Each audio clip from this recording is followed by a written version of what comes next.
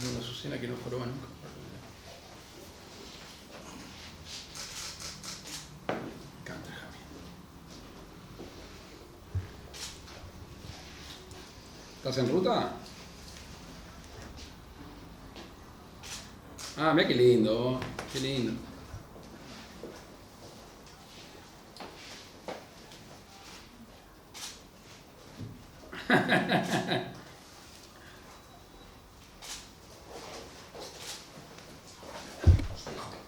Gracias. Soltate un poquito, sacate una foto, no seas amarga.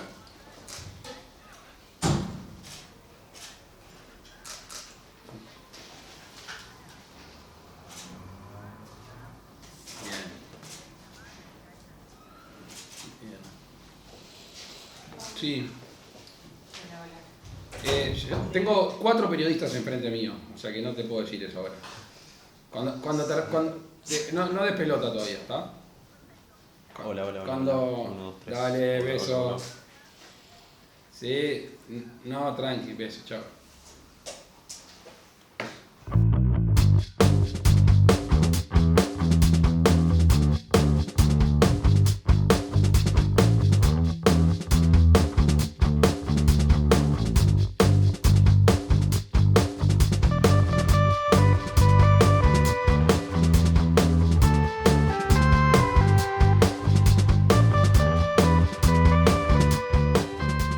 ¿Cómo vivió la noche del 24? En el discurso dijo que fue muy intensa, pero se mostró seguro de su victoria y tranquilo, con un control de emociones. Pero nos interesa saber cómo lo vivió. Nosotros habíamos contratado un tracking de una empresa en estos últimos 20 y pico días. Y fue muy estable hasta jueves o viernes. Fue muy estable. Y jueves, viernes, sábado marcó una tendencia no necesariamente decreciente nuestro, capaz que un punto, pero el frente 3 puntos. O sea que, Ascendente para el frente. claro, quedó una distancia de 2 puntos, 3 puntos. Simplemente como un insumo que teníamos.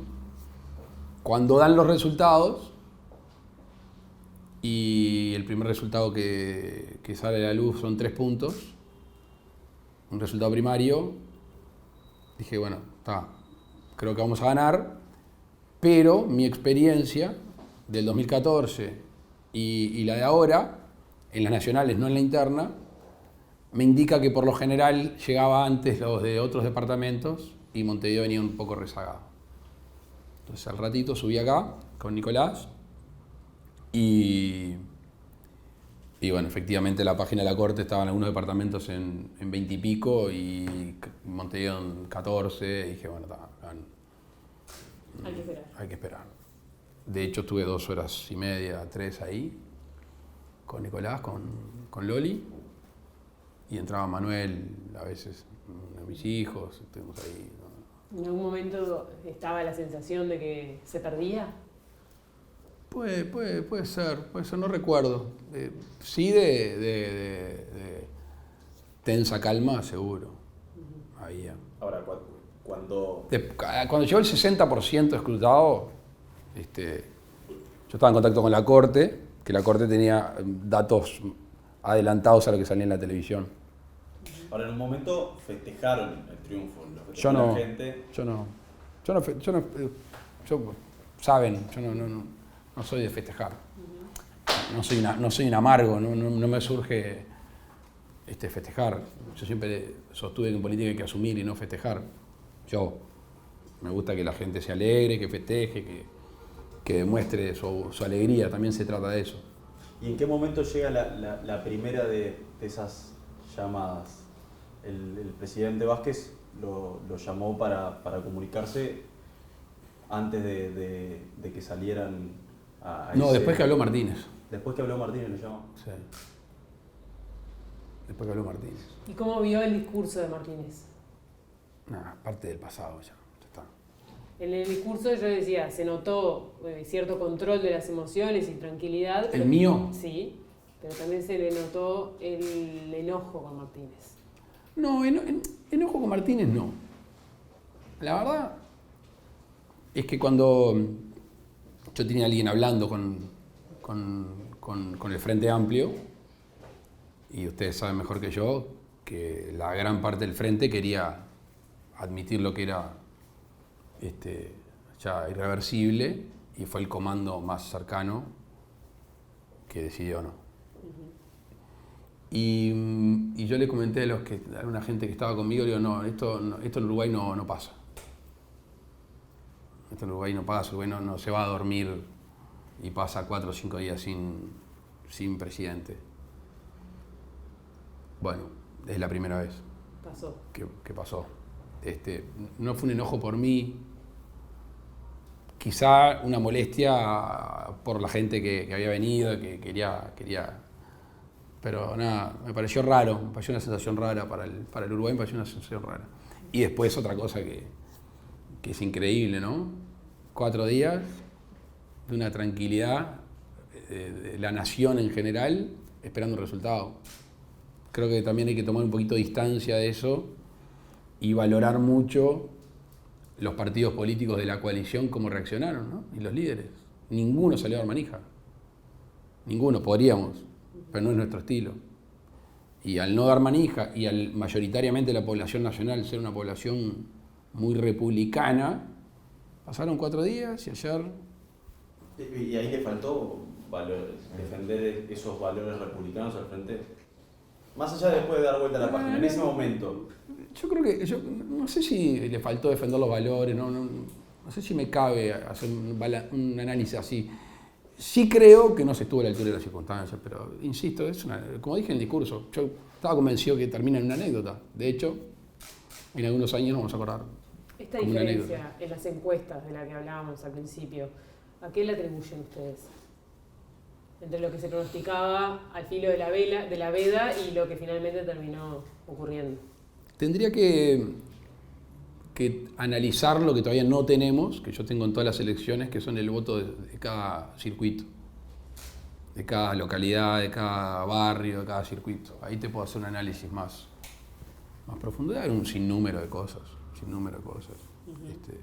Se habló mucho del efecto Manini, ¿no? No, es que no, para terminar de saber eso, debo de ver dónde fue que los votos no estuvieron o cuáles votos no estuvieron. Yo tengo no sé si voy a tener tiempo de hacerlo, por curiosidad sociológica, política y obviamente de análisis sobre un proceso electoral lo voy a hacer, pero cuando tenga todos los datos. Lo que es cierto es que en el cierre de la campaña, el video de Manini Ríos generó cierta incertidumbre, no solo en la oposición, sino también en algunos actores de esta coalición multicolor. Lo manifestaron después. ¿Esto que al ser un partido nuevo genera incertidumbre? ¿Se falta conocerlo o es inexperiencia electoral de este nuevo partido? ¿El video? Sí, No, yo creo que el video fue hecho con conciencia de hacia dónde iba. Él dijo que el video lo hizo justamente viendo ese crecimiento de último momento de Martínez. Por eso. Yo no tuve arte y parte, no fui consultado. Creo que no tenía que ser consultado, es una estrategia de uno de los partidos de la coalición. Quizá ahí se juntaron también el editorial de una revista, que no es nuevo porque siempre va en esa línea, así, y después mucha manija. Y las declaraciones desafortunadas de algunos miembros del partido de Cabildo Abierto, todo esto en noviembre, No sé si eso... El asunto del Escuadrón de la Muerte, lo del... Capaz que algunas cosas cooperaron en un cúmulo de cosas que generó el factor miedo, el factor temor, pero yo no creo que se pueda señalar un episodio. Seguramente también hay que reconocer el esfuerzo militante del Frente Amplio también, ¿no? Que capaz que tuvo un resultado también. El día de la elección se le preguntó por este tema y la respuesta fue: voy a hablar después de la veda, ¿no? Ahora estoy en veda, no puedo hablar del video, ahora que ya no estamos en veda. Estamos hablando del video. ¿Estuvo bien o estuvo mal? No sé, no. La verdad que no, para mí no tiene ningún tipo de gravedad el video. El video en sí no tiene ningún tipo de gravedad. Es un ex militar convertido en civil que da su opinión política sobre lo que el gobierno o el Frente Amplio piensa o se relaciona con la Fuerza Armada. ¿Por qué a la hora de armar el gabinete dijo que Cabildo Abierto no sería un candidato, un partido para ir al Ministerio de Defensa o al Ministerio del Interior, que ahí quería que esté comandado por civiles? En realidad no fue eso. Manini y Ríos. Bueno, eso es distinto. Porque es una visión política que tengo.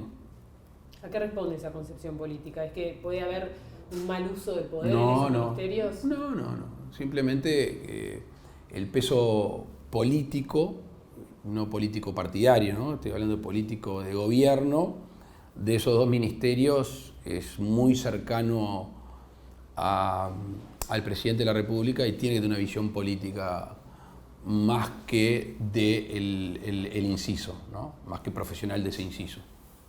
O sea, lo digo por el tema militar y lo digo por el tema policial, ¿verdad? O sea, tienen que ser ministerios blancos, de alguna forma. Siempre fue la intención, pero ustedes vieron que yo no hablaba mucho del tema porque como íbamos rumbo a una negociación y no sabíamos cuánto iba a votar cada partido, pero siempre estuvo en la mente nuestra que sí, que sea del Partido Nacional. Siguiendo con la conformación del gabinete en relación a Cabildo Abierto, aparentemente ni Manini ni Irene Moreira quieren formar parte, ¿no? Quieren mantenerse en la Cámara Alta.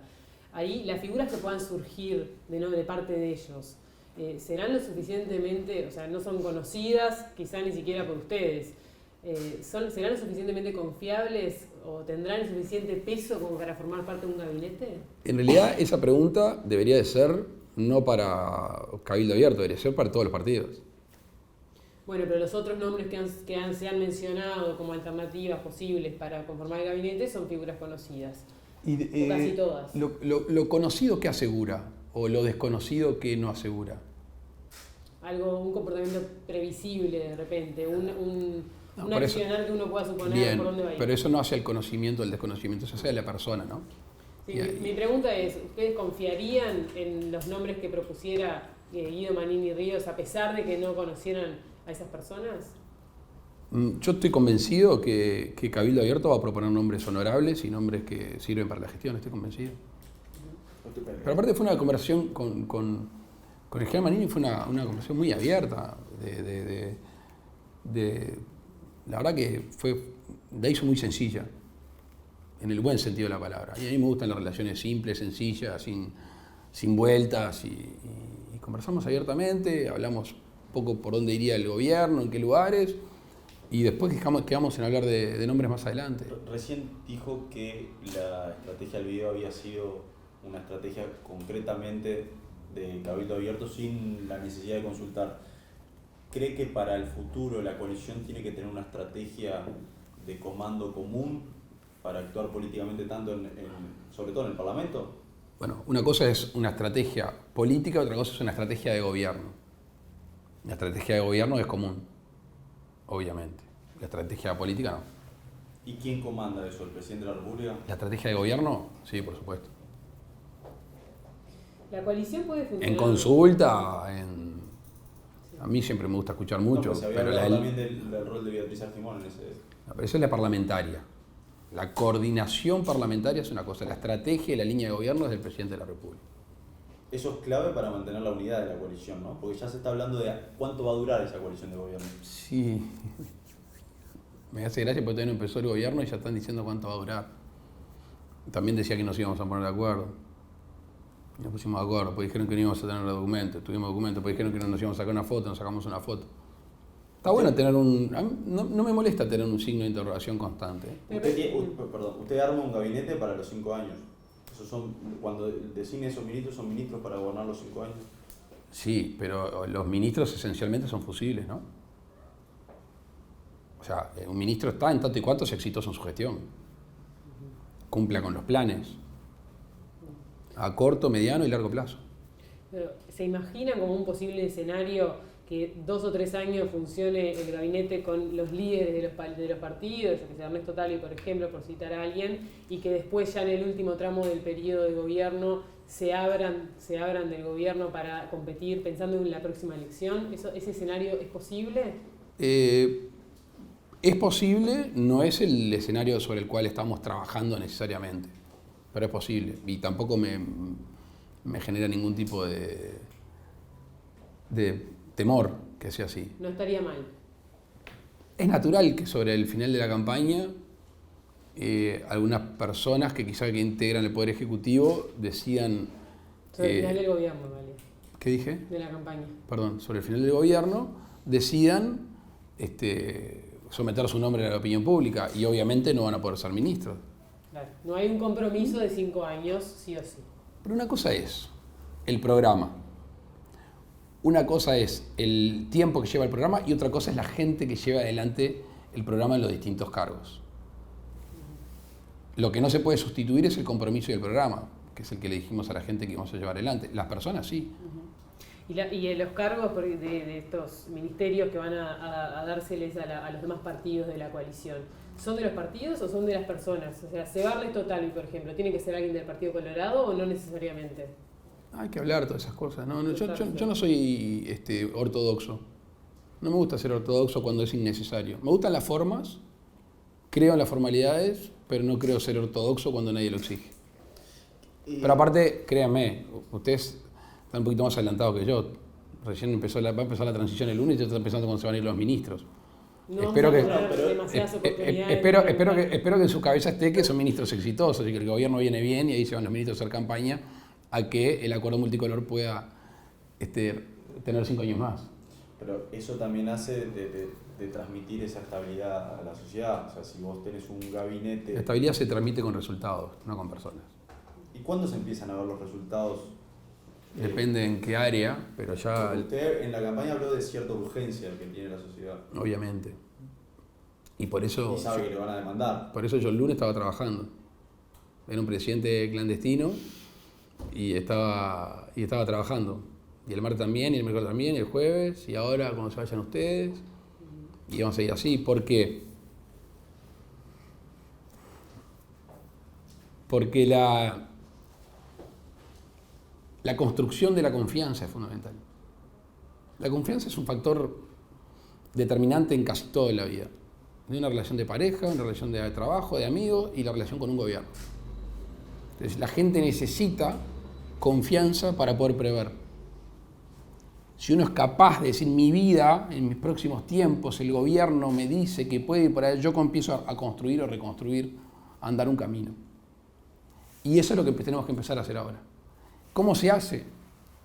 Se hace congeniando, confirmando, yo dije esto en campaña y lo hago en campaña. Desde, si dijimos, Azucena Arbeleche va a ser la ministra de Economía, confirma Azucena Arbeleche, ministra de Economía. Dijimos, un proyecto de ley de urgente consideración que se va a negociar con los socios después de la segunda vuelta, la semana que viene, el lunes se me presenta formalmente el boceto y después va a ser negociada con los miembros de la coalición. Es ir generando esas cosas, ya empieza a generar efectos. Obviamente, el 1 de marzo, y por eso la transición es tan importante, hay que arrancar jugando, sabiendo de memoria cómo se juega. Por eso la transición es fundamental poner a todo el equipo parado y sabiendo exactamente cuál es el plan. El plan con resultados medibles aparte. Que no quiere ser autoimponerse números que sabes que después no se van a cumplir, pero con resultados medibles que encarás un camino, que empezaste un camino y ese camino no se desvía. Justamente hablando de resultados medibles, quizás los más complicados de ver van a ser en seguridad. No creo. A ver. No creo. ¿En cuánto tiempo se va a ver el resultado de seguridad? ¿Cuánto van a bajar las rapiñas? No, pero es un tema, casi. Es un tema donde la sociedad quizás tiene la mayor urgencia, porque... Quizás no tiene la mayor urgencia. Bueno. A ver, homogeneizar las urgencias es un tanto complejo, ¿no? O sea, el que hoy está pensando que la semana que viene cierra su comercio, ese está pensando en un tema económico que no aguanta más. Que el consumo ha bajado, que no puede pagarle a los proveedores, que los impuestos... la urgencia, andá y decir la seguridad, sí, pero primero que yo dejo de tener mi sustento familiar. Entonces, a veces tendemos a unificar la acción de un gobierno, diciendo primero seguridad, después economía. No, el gobierno, por algo, tiene 13 ministerios, porque actúa en 13 áreas que tienen que estar coordinadas. Creo yo que en términos de sensación pública, lo más urgente y lo más factible es el tema seguridad, que se noten los cambios. Y por eso, de alguna forma, esa urgencia también se reflejaba en los eslóganes de campaña. Ahora sí es ahora. Sin embargo, en los últimos días, y más después que del domingo del resultado de la elección, el que más estuve escuchando fue "se acabó el recreo". ¿Quién dijo eso? Es un eslogan. Yo lo dije muchas veces. No logré hacerlo tan famoso como Manini, pero no sé quién tiene la patente. Entonces, se acabó el recreo en el tema de delincuencia. ¿Van a ser así de firmes? Sí, obvio, la impunidad con la cual se maneja la delincuencia, no te quepa la menor duda. Va por ahí. Obviamente que eso hace un despliegue táctico. Esa es la orden que le va a dar a los jefes de policía. El 2 de marzo, en la Torre Ejecutiva, a las 9 de la mañana. Luis, el borrador del acuerdo de la coalición contenía 2 puntos que estaban en la reforma de seguridad que finalmente no se aprobó. Uno era la Guardia Militar y el otro era la cadena perpetua revisable para delitos gravísimos. Finalmente esto no se plasmó en el documento concreto. ¿Por qué se eliminaron? ¿Qué pasó ahí? Y porque era un documento de 5 partidos y los 5 partidos tienen que estar de acuerdo. ¿Y quiénes no estuvieron de acuerdo? No me acuerdo. Pero hubo necesariamente ahí un acercamiento a la postura de Larrañaga, que bueno, de alguna manera no se había apoyado en la reforma en la previa, pero esto sí era una especie de reconocimiento a la adhesión que había tenido la reforma, o por lo menos así se leyó. Finalmente esto no tiene el consenso. Pero desde el Partido Nacional es una valoración más técnica y política que de acercamiento o señales. ¿Y cuál es la valoración que se hizo al poner eso entonces como propuesta? Porque no eran de índole constitucional, porque podíamos avanzar con textos legales. O sea, al no ponerlas, en realidad, al final. Claro. Al ponerlas, era mi pregunta, ¿era una lectura de lo que la gente estaba pidiendo en el borrador? No, fruto de una negociación, ¿no? O Con sea, interna del partido, obvio. Con Larrañaga. A ver, nosotros esos temas, cuando Larrañaga los planteó, voy bien para atrás. Sí. Ya que nunca pensé que íbamos a ir tan para atrás, pero a mí no me convencía el instrumento por un tema de constitucionalidad, en el sentido que no era materia constitucional 3 de las 4 cosas que se preveían. Entonces yo ahí tenía un tema constitucional. Después tenía un tema con el tema policial. ¿Tá? Entonces, vuelvo para atrás. Por eso yo expliqué que no estaba de acuerdo con la reforma, que no estaba en contra de todos los puntos. No. Y por eso surge como posibilidad en el programa de gobierno del Partido Nacional, y después se lleva el acuerdo y en el acuerdo no logra sortear la última valla. El lunes inicia la transición con el presidente Tabaré Vázquez. ¿Qué le va a pedir? Tenemos un listado de cosas que no les voy a comentar ahora porque me parece prudente hablarlo directamente con el presidente de la República, pero son temas que se pueden llegar a decidir en estos meses, que hay un gobierno electo y no en ejercicio, y hay un gobierno saliente en funciones, que esas decisiones pueden involucrar, o mejor dicho, involucran los próximos 5 años. A nivel de auditorías, ¿imagina que puede encontrar algo? ¿Tiene algún indicio? No vamos con la cabeza de a ver quién la macañó. no es la idea. Ahora, si eventualmente hay elementos que indiquen que puede haber ilícitos, van a ir a la justicia, no le quepa la menor duda. Y lo bueno es que nosotros vamos a hablar mucho con la opinión pública a través de ustedes. O sea, dando información, que me parece que eso es lo mejor. Un gobierno que no que haga propaganda, un gobierno que informe, que cuente, que no esconda. En la campaña se dijo, ¿no? Vamos a hacer auditorías a lo largo y a lo ancho de toda la administración. Sí, vamos a hacer auditorías a lo largo y a lo ancho de toda la administración pública. ¿Eso es por cierta desconfianza de la información que se puede llegar a tener en la transición? O sea, ¿se va a ir más a fondo de lo que el gobierno saliente quiera informar? De hecho, esa frase que la dije yo está acompañada de una explicación que es, dependiendo de la información que se brinde en cada inciso, la profundidad de la auditoría. Pero auditoría tiene que existir y tenemos que decir en Uruguay, así está su gobierno, así está su Estado, el 1 de marzo del 2020. Si la información es insuficiente en algún área, se va a profundizar más en la auditoría. Entonces. Obviamente. Pero auditoría van a ver.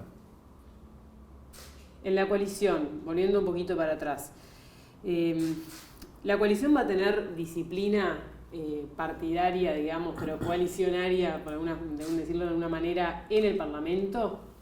¿O va a regir disciplina partidaria en el Parlamento? Entonces, ¿hasta dónde va a regir la coalición ahí, dentro del Palacio Legislativo? Los proyectos de ley firmados por el Poder Ejecutivo van a ser discutidos, obviamente, pero deberían de ser refrendados en el Parlamento. Tiene la firma de ministros de todos los partidos. Ahora, haciendo de nuevo memoria, me estoy sintiendo viejo, pero yo ingresé a la Cámara de Diputados con 26 años. Interpelé ministros. Yo era miembro de la coalición. Y me miraban con cara diciendo, ¿sos miembro de la coalición? ¿Y? Llamé a sala por lo menos 3 ministros. Eso también se espera que se dé. No, o sea, no hay que tener un prurito con acciones parciales de distintos partidos políticos. Son partidos políticos distintos. Ahora, cuando se compromete una coalición de gobierno, yo siempre hablaba de una mayoría parlamentaria y un correlato en el Poder Ejecutivo. ¿Tá? Ahora está el Poder Ejecutivo. Lo que se espera es la acción en concordancia del Poder Legislativo. Pero en esta previa... El centro es la ley de urgente consideración, sí. Después el centro va a pasar al presupuesto y después me imagino que tendrá como columna vertebral las rendiciones de cuentas y algunas reformas importantes que surjan de lo acordado en el compromiso. El compromiso, entonces, por lo que deduzco de sus palabras, rige más para el primer año, ¿no? No es un tema temporal. De hecho, las rendiciones de cuentas son todos los años. Está bien, pero el énfasis fue en el primer año, en la ley de urgente consideración y en el presupuesto quinquenal. Porque es el énfasis del gobierno, aparte. No es un tema de relacionamiento con los otros partidos de la coalición. Es un tema de intensidad en el gobierno, que el primer año tiene la ley de urgente consideración y la ley de presupuesto. Y lo último sobre la coalición. Hay un rasgo, por lo menos se nota, se percibe cierto rasgo como de bilateralidad, en el sentido de que usted tiene vínculo con varios de ellos, o sea, con cada uno de ellos, pero no ellos entre ellos. Ellos se han desmarcado del vínculo entre ellos. Yo voy a responder a la calle Pou. Han dicho 3 de ellos, aunque sea, al menos. ¿Cómo se funciona en un equipo en este sentido? Bien, se va a funcionar bien. El tiempo. Porque se ha marcado como una debilidad. Los zapallos se acomodan en... Yo, si le digo, yo arranco diciéndole zapallo me van a matar, pero... Se ha marcado como una debilidad, este vínculo no tan aceitado entre ellos. A ver, ustedes que son experientes, jóvenes periodistas, han seguido la campaña. En esta campaña dijeron que la calle Pou no iba a poder arreglar el problema que tenía dentro del Partido Nacional. ¿Está? Y escribieron editoriales. Chorro de tinta, ¿o no? El monstruo, ¿no? ¿O no? Y hablaban de fulano, mengano, sultano, Sartori. No, se escribió. Después, qué difícil que va a ser formar una coalición con partidos tan distintos. Se formó la coalición. Y llega al gobierno la coalición. Todo termina siendo relaciones humanas. Y construir confianza. Y voluntad de construir confianza, que es la que yo tengo. Y aparte hay un tema... Saquemos el tema personal, que para mí es muy importante, definitorio en todo en la vida, las relaciones interpersonales. Pero además saquémosle o pongámosle o agreguémosle el elemento político. ¿Alguien se cree que después del resultado del domingo pasado, si a la coalición, si al gobierno le va mal, ahí tiene chance de ganar solo? Yo creo que lo que quedó demostrado es que estamos todos en un barco y después cada uno, cuando se acerque el próximo puerto, dentro de 5 años, dirá, bueno, yo quiero ir de capitán. Bueno, uno le toca la sala de máquina, otro capitán, otro le va las anclas, espero que nadie se tire para abajo. De alguna forma, unidos tienen mayor éxito que si están divididos. La matemática política dice que ningún partido solo iba a ganar. Yo creo que la conformación político-electoral de este proceso es el adecuado. ¿Y eso es una elección para gobernar, pero también para más adelante? ¿En qué sentido? En que manteniéndose unidos dentro de la coalición tienen mayor efectividad que si se... Gobernando bien primero, demostrando resultados cada uno, siendo cada uno dueño de esos resultados, ¿no? Es decir, que cada partido puede decir, yo soy dueño de este resultado. Por eso me parece que si bien hay un presidente de la República que aspira a mandar, ejercer la autoridad, hacerse cargo, ustedes me han escuchado decir en los discursos, yo no quiero ser el dueño de los resultados buenos, quiero ser el responsable de los cambios, pero no el dueño de los resultados buenos. Entonces, y aparte me parece justo que se compartan los resultados buenos si es que surgen y que a alguien le toque la posta. Metámonos en economía. En la campaña dijo que no va a ser changa y que es un fierro caliente, parte de las frases de lo que va a ser el próximo gobierno. ¿Cuál va a ser la política respecto al dólar? ¿Se lo va a dejar flotar? ¿Se va a incidir en situaciones puntuales o más bien como una regla general? La regla general es incidir. Notoriamente la canasta de monedas influye en las monedas argentina y brasileña. Y de hecho la tendencia del dólar en este año es de un crecimiento de 7, 8 pesos. Sí, un poquito más. Sí, un poco más.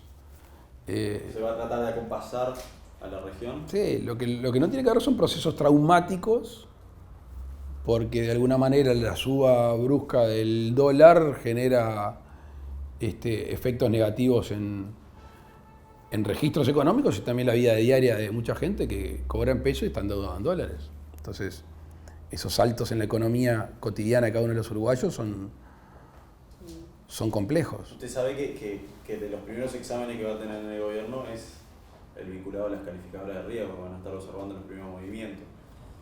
¿Dónde va a estar el mensaje para las calificadoras para poder mantener ese grado de inversor? Que en el caso, por ejemplo, de Fitch, estamos con perspectivas Mínimo negativas. grado de inversor y perspectiva negativa, o sea que hay chance de perder. Sí, nosotros estuvimos reunidos con Fitch y estuvimos leyendo, para el debate justo estuve leyendo el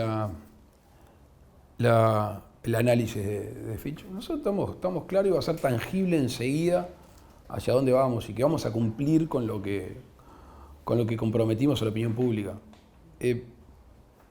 Nuestras acciones no están guiadas hacia las calificadoras de riesgo. Nuestras acciones están guiadas al país, por el bien del país. Y cumplir un plan, que es el plan que nosotros entendemos que el país necesita. Después las calificadoras de riesgo darán su opinión, que obviamente es una opinión importante del momento que genera una opinión negativa, genera efectos negativos. Pero claro, perder el grado de inversor tampoco es bueno para el país. No, por eso. Pero estamos convencidos que nuestro plan es el plan mejor para el país, mejor para los uruguayos y que además va a ser visto con buenos ojos porque va a incidir en los equilibrios fiscales. Que al fin y al cabo nosotros tomamos un camino distinto al que muchos sugerían, pero hacia los equilibrios fiscales, a la conducta fiscal. Hablando de equilibrios fiscales, uno de los puntos donde se ha planteado, no solo en la campaña, sino durante el periodo de gobierno, es vinculado a la llamada caja militar. Entiendo que es el nombre que los periodistas le ponemos para simplificar al sistema de servicio de retiro militar. Pero allí hay 400 millones de dólares anuales que se vuelcan. Y eso va en incremento, además. Y va a ir en incremento porque cada vez hay más ¿Hay forma de cambiar esa tendencia? ¿Tiene pensado en su cabeza tratar de cambiar esa tendencia? De hecho, ya hubo una reforma de la ley, ¿no? El Frente Amplio presentó una reforma de la ley. Que ellos mismos dicen que es una reformita. Bueno, eso no corre por... Puntualmente no corre por mi esta área, ¿hay algo pensado? No, sobre la reforma del servicio de retiros, no. Sobre la ley orgánica, capaz que sí. ¿Cuál sería la modificación? Estamos viendo, pero no hace específicamente al servicio de retiros y pensiones. Obviamente, cuando el régimen general tenga modificaciones, de alguna manera las modificaciones pueden alcanzar a los otros sistemas que coexisten No va a ser solo el sistema de BPS. Primero es el sistema del BPS, ¿no? El sistema general. Sí. Y después veremos qué derivaciones tienen en otros sistemas. Está claro que la reforma de seguridad social es uno de los temas grandes que se enfrenta en el próximo gobierno y para el cual se requiere un gran acuerdo país. En ese sentido, ya hay un trabajo visualizado de por dónde se va a ir. Nosotros tenemos un equipo trabajando hace tiempo en eso. El otro día, hablando con Ernesto Talvi y con el presidente Sanguinetti, sugirieron algunos nombres también en ese sentido. Y si uno seguía por lo que dijo gente importante del gobierno, el ministro de Economía, si realmente finalmente hace lo que dice, que no es una costumbre, pero si hace lo que dice, notoriamente hay una urgencia en esta reforma. Y creo que, no sé si no escuché el expresidente del Banco Central también hablar de estos temas, o sea que en la mesa vamos a estar sentados todos, seguro. Y hay gente valiosa técnicamente en todos los partidos políticos. ¿Se va a armar una especie de comisión especial para esto? Sí. ¿Hay algún otro tema que requiera un acuerdo? Lo tenemos previsto en nuestro programa nosotros, las comisiones. Bien. ¿Hay algún otro tema que requiera un acuerdo grande a nivel país, así como este? Y los temas de política internacional. Cuando uno se embarca o desembarca en relaciones internacionales, debe haber un acuerdo básico. Por lo menos una consulta básica de los partidos políticos. Me salteo un poco el orden, pero ahí usted ha sido muy categórico sobre Maduro. ¿Va a romper relaciones con Nicolás Maduro? Ahí no tenemos acuerdo con el gobierno, notoriamente. Ah, bueno, pero el gobierno... No, que asuma porque estaba hablando, engancho con la pregunta anterior, que eran de las políticas de Estado. Obviamente ahí no tenemos coincidencias con el Frente Amplio. Y nosotros... Ha dicho que incluso lo avergüenza la posición del gobierno. Sí, porque aparte está muy vinculada a primero factores ideológicos, después a factores personales y después a factores económicos, de gente que hizo negocios con el régimen de Maduro. De hecho, presentamos una comisión investigadora, o sea que no hay nada nuevo en lo que yo estoy diciendo. Nosotros vamos claramente a condenar la dictadura de Maduro, claramente en todos los estrados, y las formalidades van a ser las que ayuden a la recuperación de la democracia. O sea... Romper relaciones no va en ese sentido, entonces. No necesariamente. No colabora en la construcción de la democracia. No necesariamente. Recuerdo una discusión que se dio en los primeros años de 2000 con respecto a Cuba. Y hay que ser muy cuidadosos si el criterio es empujar o abrazar. En ese sentido, sí piensa sumarse al Grupo de Lima. La visión nuestra es más parecida a la que sostiene el Grupo de Lima. Sumarme o no a grupos, sumarnos o no a grupos, no es una de las definiciones que vamos a tomar ahora. ¿Pero se va a seguir con el mecanismo de Montevideo? Que es la otra postura, digamos, de No, la seguramente no. Se salga del mecanismo. Seguramente no. A ver, Uruguay integra estrados internacionales, para mí, suficientes.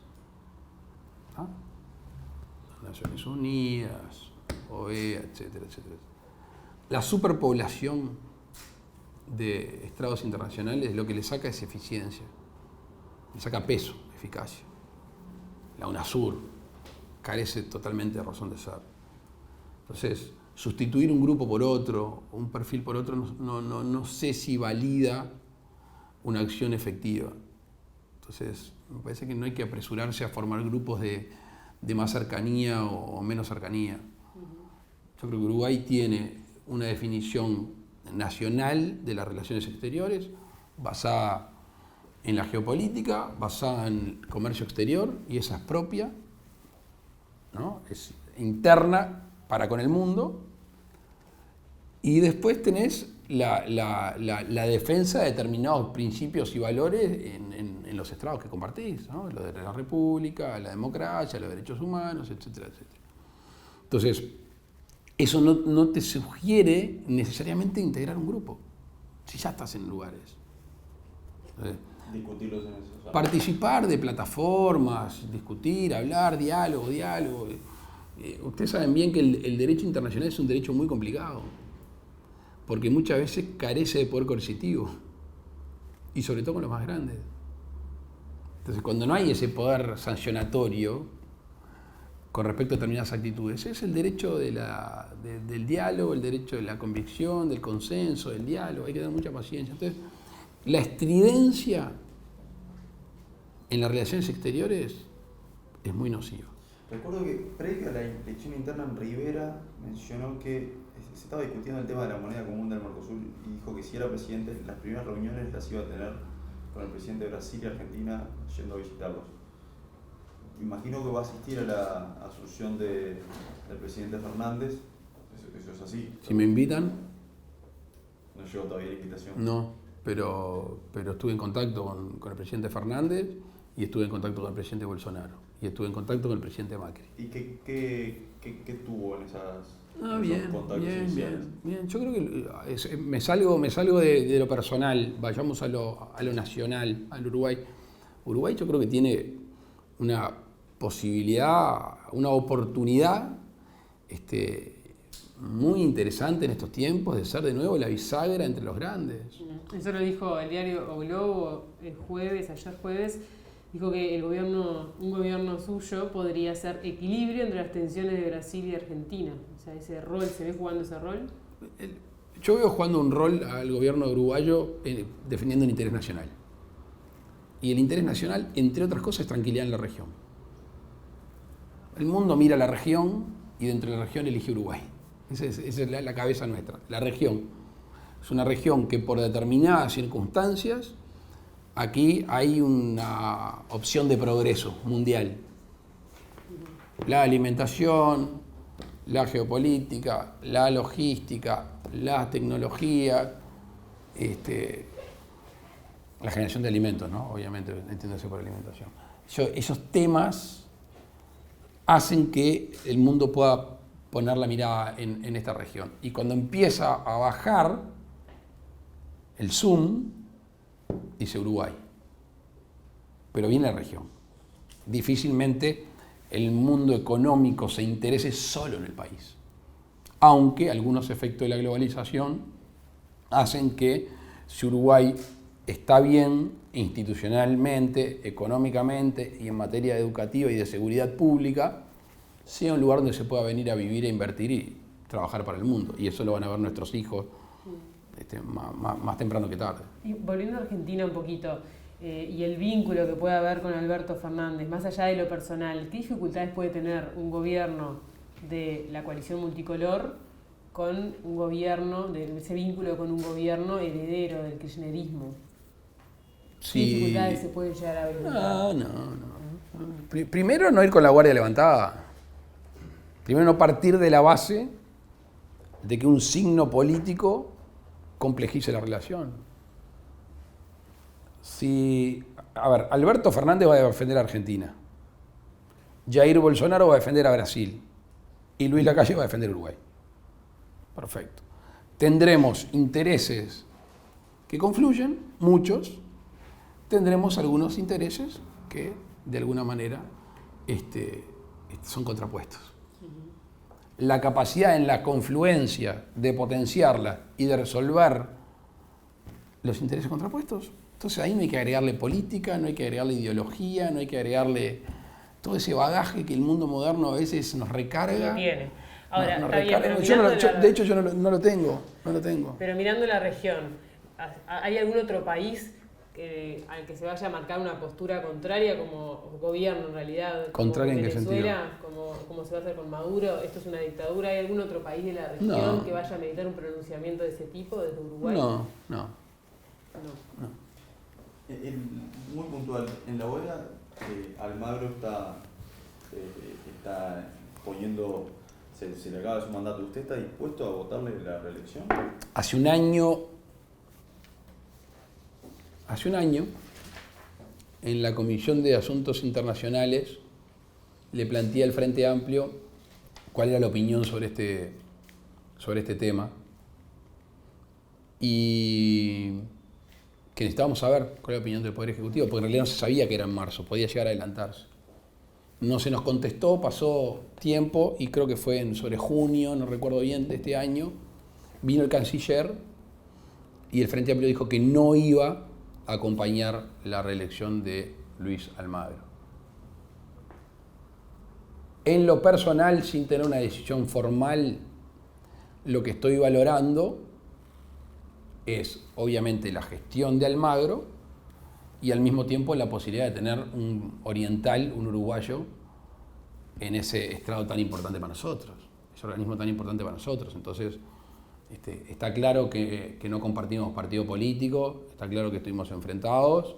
Ahora, lo que tiene que evaluar un gobierno, ya no partidariamente, que creo que es el error que a veces se comete en este mundo tan loco que vivimos, que las relaciones exteriores se basan en mi electorado, cuando en realidad debería basarse en el interés nacional. Hay que ver cuándo podemos tener de vuelta un secretario general de la OEA que sea uruguayo. O sea, si no es Almagro, no es uruguayo, ¿verdad? No hay otro candidato. Difícilmente digan, no es Almagro, es Paula Barquet. No, el que está. Entonces, la opción que tenemos que tomar es cuáles son los apoyos a Almagro, cuál es la agenda de Almagro, y la decisión final, obviamente en consulta, no preceptiva, pero en consulta con los otros partidos, obviamente mayoritariamente la coalición, es esta que yo estoy planteando. Vamos a volver un poquito a los temas locales. En cuanto a los consejos de salarios, está claro que se van a mantener, pero también está claro que la intención es adaptarlos a los tiempos que se viven, y estoy citando textualmente. ¿Cuáles son las modificaciones más urgentes? La casuística la va a marcar. La casuística es la situación económica. Porque la otra vez que yo fui al PIT-CNT, estuvimos 2 horas 40 con nuestro equipo, fue una reunión muy buena, donde quedó claramente explícito lo que estamos de acuerdo y lo que no estamos de acuerdo. Fue muy franca, como me gustan a mí las relaciones. Sostener el salario real, pero también mantener la fuente de trabajo. Esa es la yunta que tenemos que llevar adelante en el gobierno. Es cómo hacemos para sostener y después de sostener, crear fuente de trabajo, que se están perdiendo todos los días. Entonces, el no perder poder adquisitivo fundamental. De hecho, yo no comparto lo que establece el OIT de fijar salarios mínimos. Yo creo que hay que agregar otras cosas a los consejos de salario. Hay un dirigente bastante de renombre, Richard Reed, que ha planteado varios cambios que para él son necesarios hacer, y me consta que lo ha hablado con usted. Varios cambios en pro de modernizar los consejos de salario. Y va por ahí. Va por ahí. Va por ahí. Incluir la productividad en el análisis, incluir el dólar. Mirá, la productividad es un concepto que todos usamos, pero que nadie le puso el cascabel al gato. ¿Cómo se mide? Porque, entre otras cosas, podemos llegar en nuestra vida, nuestros hijos seguro, pero en la nuestra productiva, no ya de viejitos jubilados, a ver desaparecer las 8 horas tradicionales. Capaz que terminan siendo 6 o 4 de trabajo y 2 de formación. O sea, o 5 en el lugar de trabajo y 3 en las casas. O sea, esto viene tan imprevisible y tan rápido que el concepto de productividad queda solito en el centro. Se pone en el centro. El mundo moderno te puso el concepto de productividad en el centro. ¿Y entonces qué se va a hacer en relación? Y bueno, entonces la capacidad que tengamos de establecer criterios de productividad y que eso signifique ganancias para empleado y empleador, empleador y empleado, ahí es donde vamos a tener que poner el centro.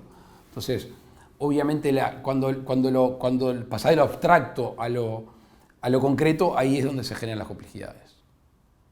Por las ramas de actividad y por la región y por el tamaño. Y ahí es donde tenemos que hablar. ¿Dificulta ir a negociar eso? Obviamente una de las patas para negociar es el PIT-CNT. ¿Dificulta que el PIT-CNT le haya hecho campaña en contra?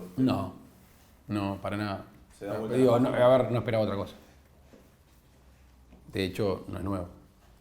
Tan explícito ha sido, ¿no?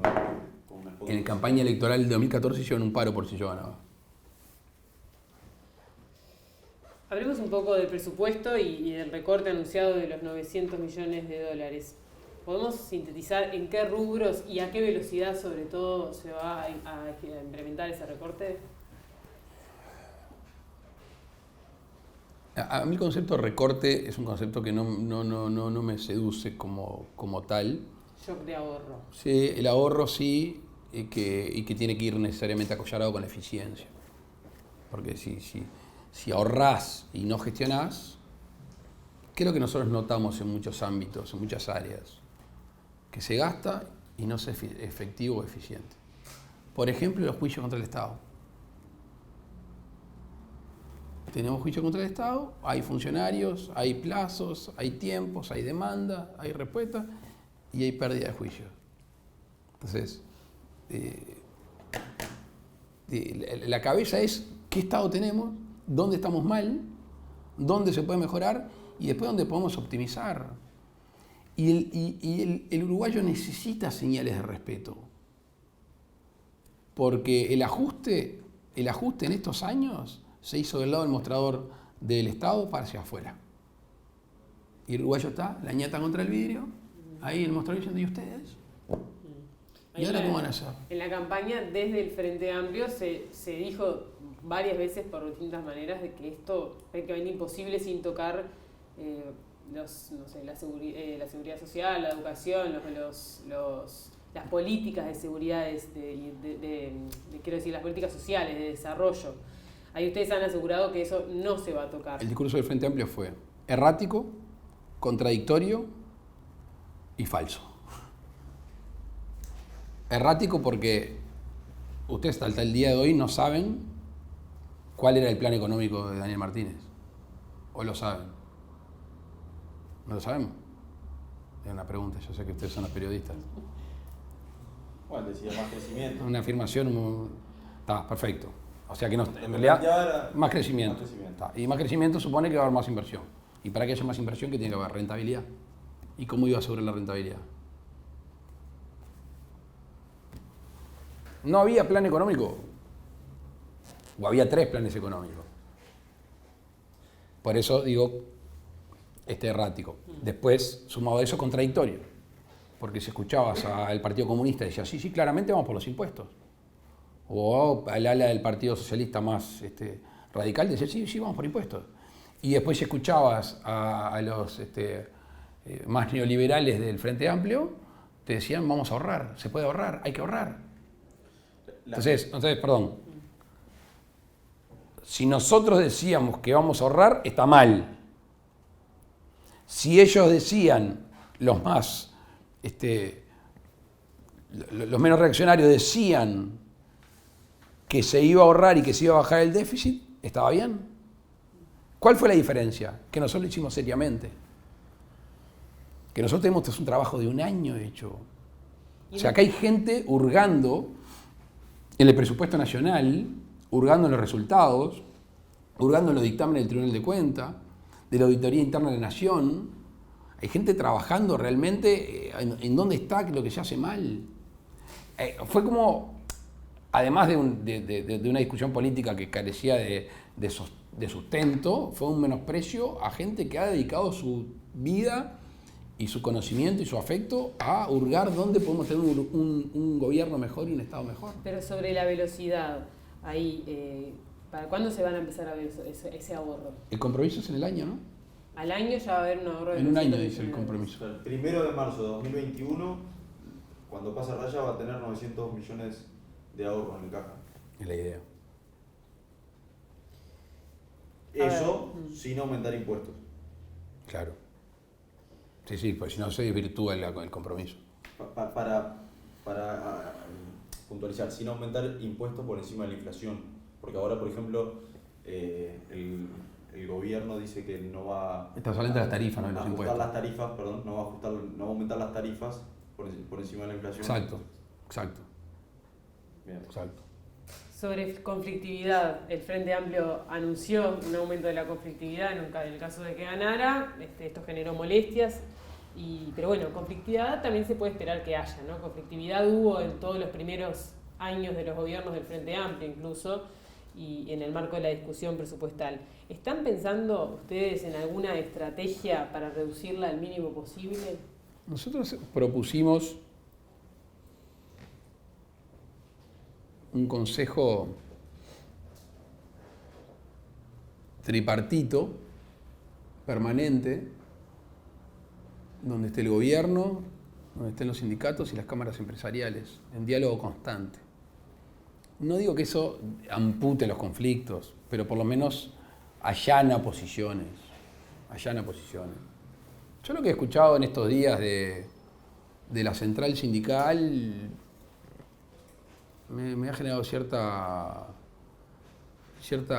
tranquilidad. Como que bajarle un poco la pelota. Yo creo que el Frente la sube, pero la Frente porque se quería quedar en el gobierno, una estrategia pura electoral, irresponsable, pero pura electoral. Bueno, ya pasaron las elecciones. Pero conflictividad para el primer año se puede prever. Por ejemplo, un año de paro en la educación, ¿se lo esperan? No, Pero un paro sí. no sé. ¿Pero vamos a dejar a los niños sin educación por un año? ¿Alguien está dispuesto en Uruguay a dejar a los niños de la educación pública un año sin aprender en este mundo moderno?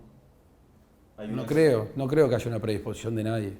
Aún en discusiones sindicales de reclamos, pero no la veo. Hay un punto que es muy concreto, quedó claro en la reunión que tuvimos en el PCNT, que es que cuando asuma el gobierno suyo va a eliminar derogar el decreto de ocupaciones. Eso, el PCNT claramente está en contra.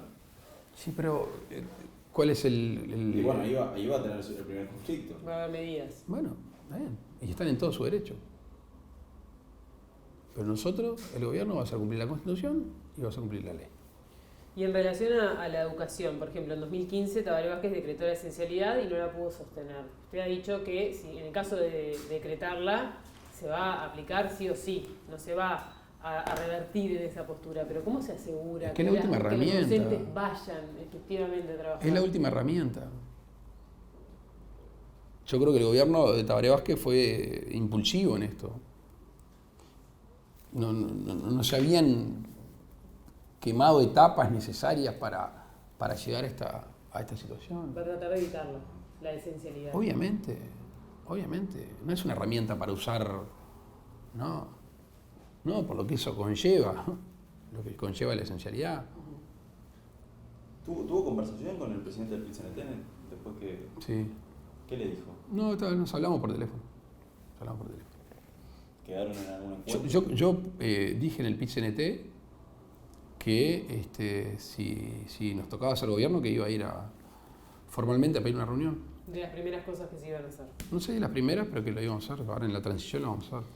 ¿Qué pasará con programas, por ejemplo, del MIDES, en los que se ha puesto un signo de interrogación, los programas que fomentan, por ejemplo, la aceptación de la diversidad sexual? ¿Se va a mantener con el mismo presupuesto que ahora? ¿Eso se piensa analizar? Los presupuestos son analizar todos los presupuestos, no específicamente en un área. Es un ejemplo sobre el que se ha insistido en la campaña. Sí, pero ¿quién insistió? Desde el MIDES.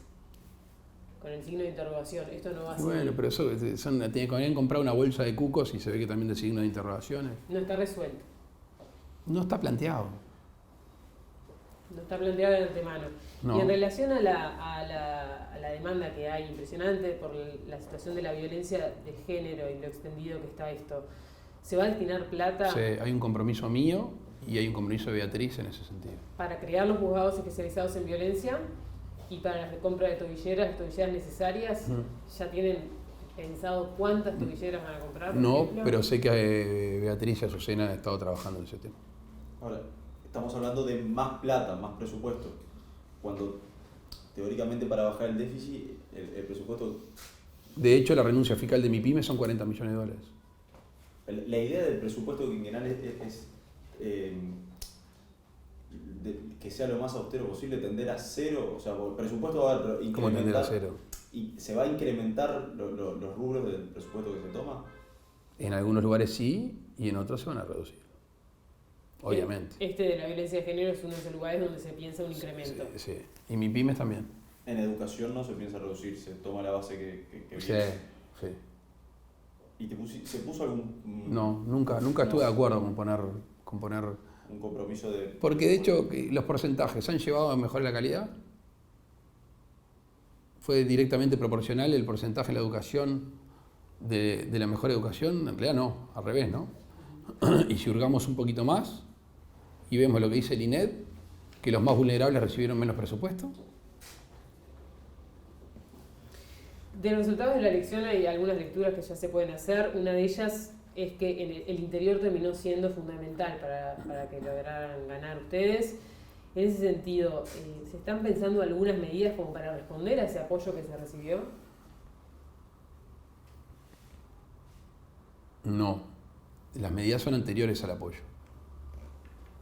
O sea, la vocación descentralizadora, la noción de que gran parte de la riqueza nacional es generado afuera de la zona metropolitana es una concepción anterior a un resultado electoral. ¿Cuál es la medida más importante en ese sentido? No, hay muchas. Obviamente el sector productivo necesita de estímulos. ¿Va a haber un mensaje fuerte para ellos? En toda su cadena. Eso es lo que se traduce en aflojar la cincha. Exacto. Aflojar la cincha, que va desde el principio hasta el final, porque los costos, y dependiendo de la actividad, no siempre son los costos que están de la portera para dentro del establecimiento. Por ejemplo, en la cadena láctea, el costo industrial termina afectando al costo productivo, ¿verdad?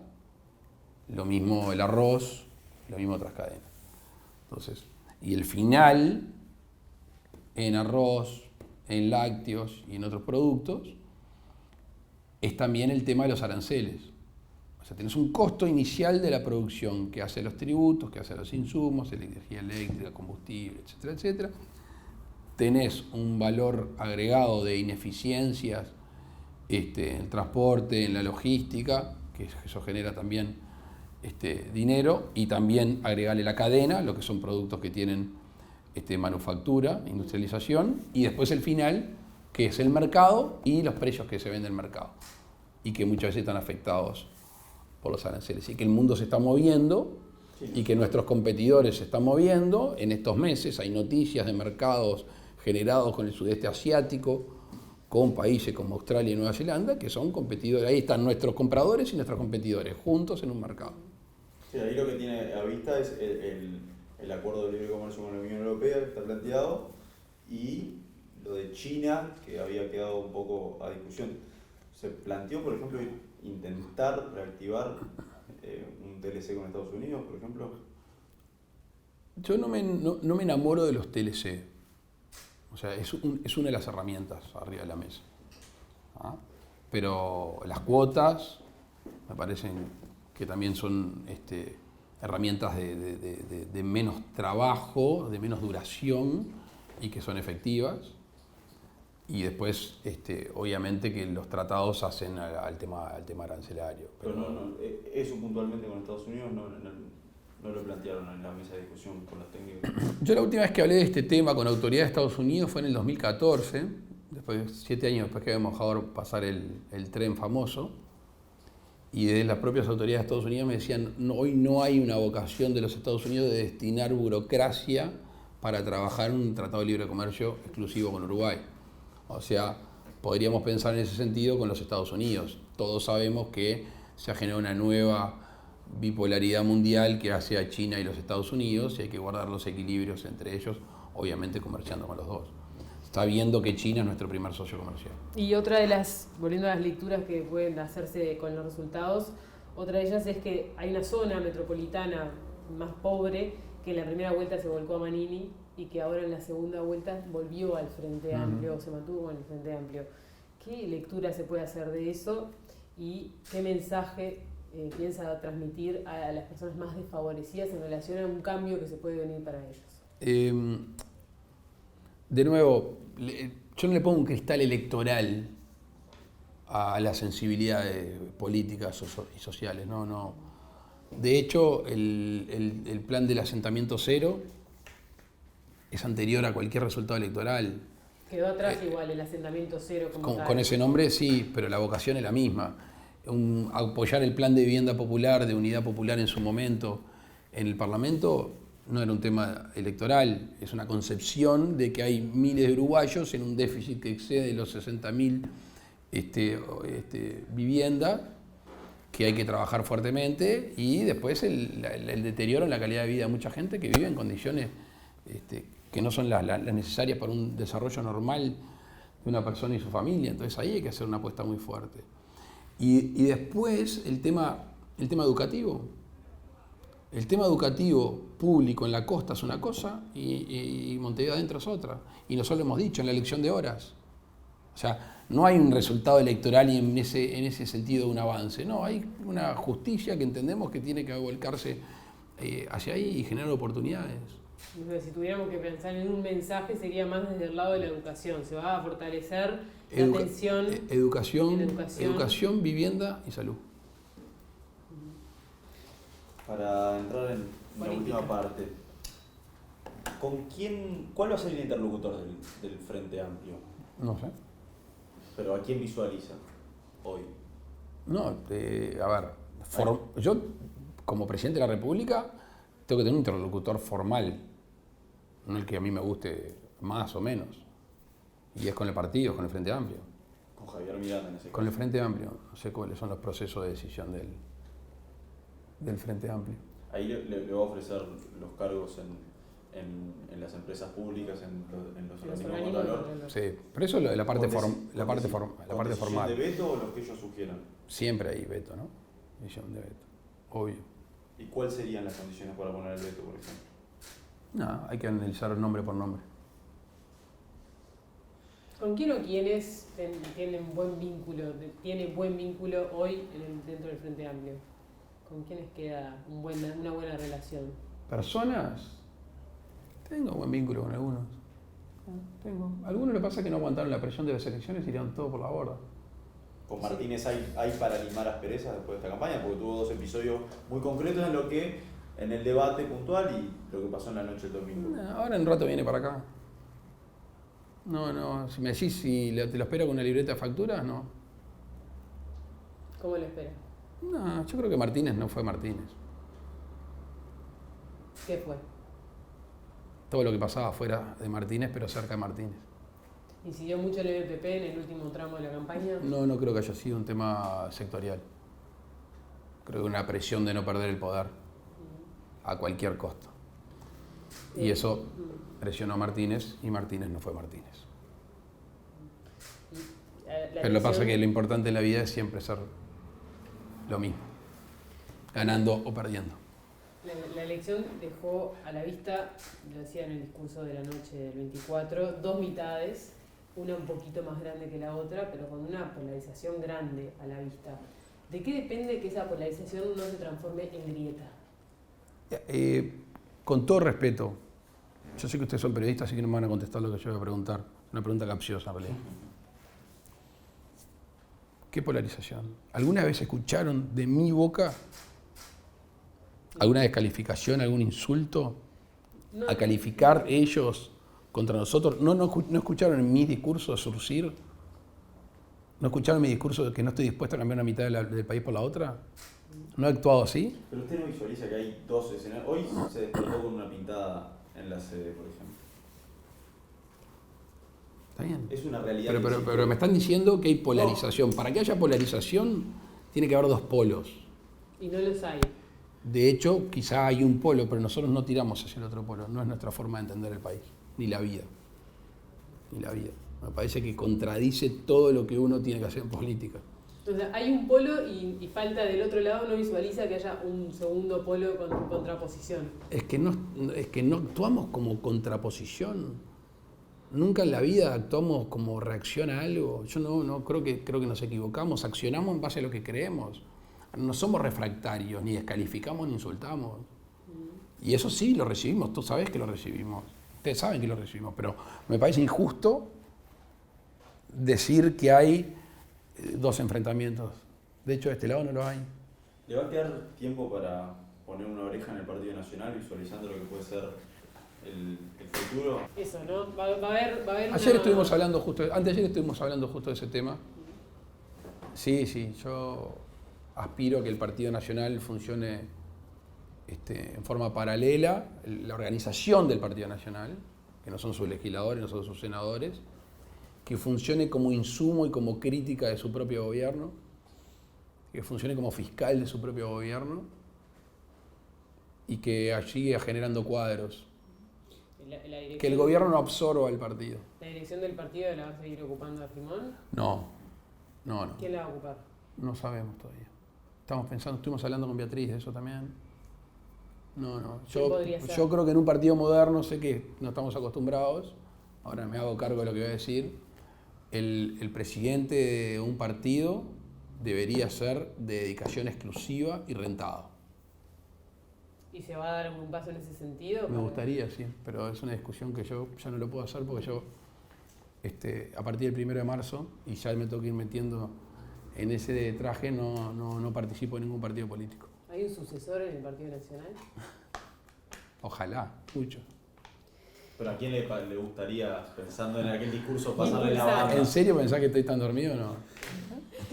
¿Qué impronta se le quiere dar a este gobierno? 3 rasgos que le gustaría que estuvieran bien marcados y que se recordaran al final de los 5 años. Un gobierno justo,